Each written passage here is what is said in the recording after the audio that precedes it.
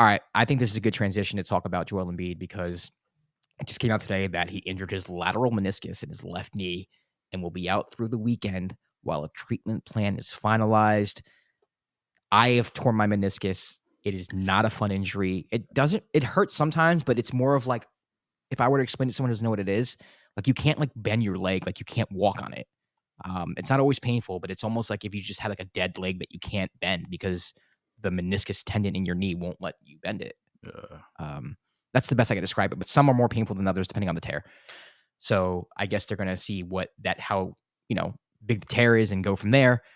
Kwab, if you're a Sixers fan, are you panicking? Is the season over?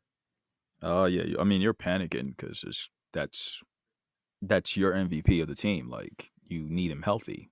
He was arguably having an MVP season. He was playing better than he played last season. You don't know how long he's going to be out for, and even when he comes back, you got to be careful with that because you can easily re-injure that. So, Especially when he falls I to the floor, man. I saw The guy's a kamikaze missile every time he plays basketball, bro.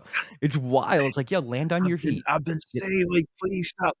I understand why you fall, but bro, like, it looks crazy. It looks So insane. He sometimes you would be got like, it such looks a bad insane. gymnast, like the worst gymnast. Like here comes Joel Embiid. Oh, that's 3 flips in the air, and he lands on his Boom. face. He does not know how to land on his He face. has to have like he has to have like random bruises after every game from just him like just hitting the ground. Like it's a lot, but like, uh but like I feel bad just because like he's one of the most skilled players we have in the league. Like and for him to always have to deal with injuries.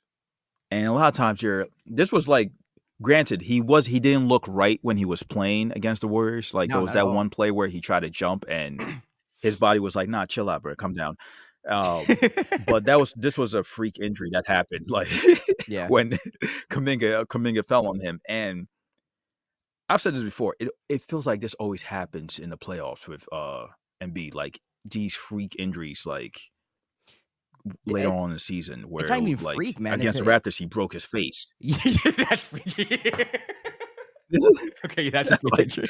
like, yo, that's a freak injury. That was he Yeah. broke his he broke his face. Even I'll say that even against last season against the Nets, it was like he came down like after a block or something, and like his knee bent the wrong way. Yeah. Like he didn't look right after that. He has some freak moments, but I don't know, man. It's like Kendrick Perkins said this in passing, and people kind of looked at him crazy. It was like, yeah, they might have to shut him down for the whole season.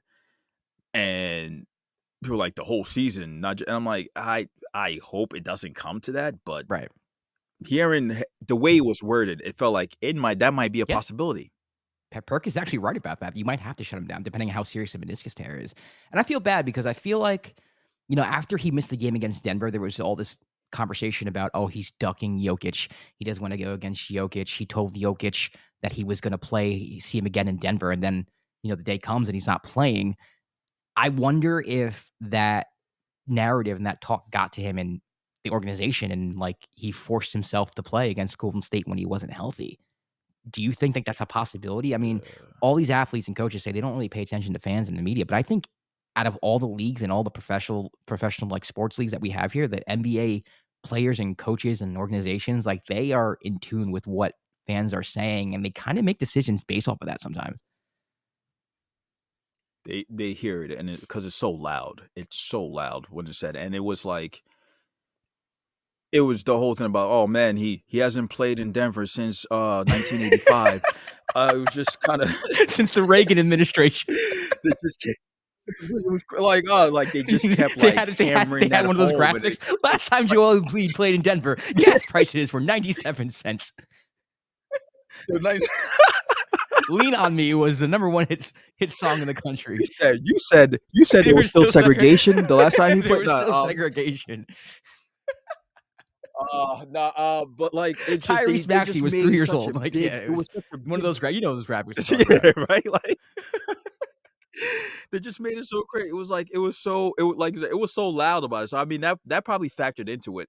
I don't think they made him play because I think he wanted to play. They probably cleared him and were like, "Yo, you can play. It probably won't get any worse." Type of clear. But I So think I think he made the decision to play because of the pressure yeah, and because of the narrative, like, he was ducking Jokic. I think that got to him. yeah.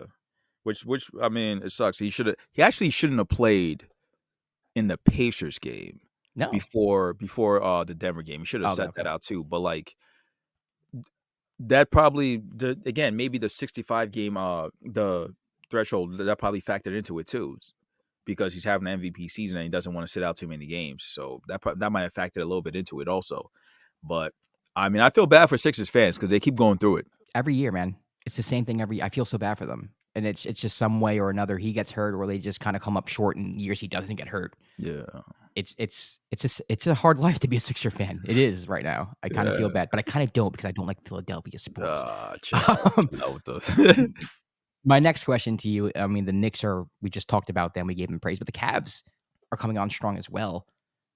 With Embiid out, like, do you think they drop out of the top 4, like, get to the point where it's like they're a 5 seed, maybe even 6 seed? Like, is this to the point where it's like, "Man, I'm not even taking the Sixers seriously as far as the playoffs, they're not even have home court advantage."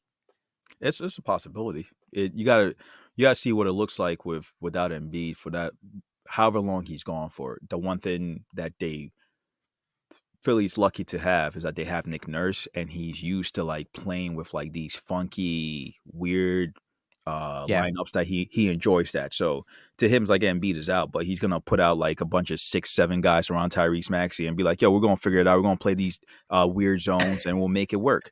So that Yeah. that that helps. That factors into it, which also real quick, rewinding, but looking at how well the Sixers have played under Nick Nurse makes me wonder if the Bucks feel stupid for not hiring him. But that's a whole other thing. So Well, Giannis didn't want Nick Nurse, that's the whole reason why. I don't know if you what? knew that. No, no. He Giannis wa said Giannis he wanted nothing to doesn't. do with Nick Nurse. No, Giannis said he doesn't get into that. He doesn't make any of those decisions. From what I heard, he didn't want I'm being I'm completely sarcastic. Oh, okay, okay. I'm I being was like, "My completely sources." sarcastic. Yeah, I'm being completely sarcastic. That I heard right on the Twitter streets. You're like, I'll show you the evidence. I seen it. I seen that. I seen it. I'll show you. Oh, yeah, yes, yeah, this is going back to Giannis being a freaking mob boss. He's a Yeah, mob boss. it's a mob Um, boss. yeah, he is, he is. Uh, No, you're right, though. I mean, I think Nick Nurse would have been better for the Bucks for sure. mm, Yeah, it would be interesting. That was my next question for you is, like, how do you replace him? Like, it obviously, like, trade is the first thing you think of, maybe someone off the waiver wire, but with the roster they have now, it's just a kind of, like, insult Paul Reed and maybe just surround Maxey with shooters and see what the hell happens? I mean, what do you do at this point? you, Tobias has to step up, obviously, yup. but, like, where does that offense come from? Because you have to make up 30 plus points, and then you have to make up rim protection. You have to make up a lot of different things that Joel Embiid brings to the table. Like, do you think the Sixers roster is even capable of that? It's fine. They have Pat Bev. You're right. I forgot. So How did I that forget they had Pat Bev, yeah, bro? yeah, Pat Bev. They'll work it out. I mean, team. He calls the Sixers team first team belt to ass. So that's his Yeah. name for. So I'll be honest with you, man, I don't think the answers are on the roster. I think you hit it right on the head, though, when you talked about Nick Nurse. You know, his experience with the Raptors, there were a bunch of, like, 6'7", 6'8", just players, long defenders, and not so much, like, perimeter players, but they were just an awkward team.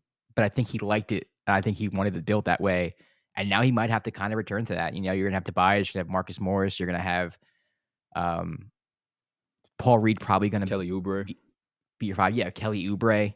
You know, there's gonna be a lot of just I kinda just run it with I don't know if you're gonna run pick and roll with Maxey now, but obviously Maxey is gonna be someone who's gonna pretty much be your lead dog now, and I think he's capable, obviously, of leading a team. I just don't know how good that team is going to be without Joel Embiid, and I don't think the answers are on the roster. I don't know how you make up the points plus the rim protection, you know what I mean? The presence on defense. I Yeah, don't know how you make that up. I don't think you can make that up. I don't think they are able to do that.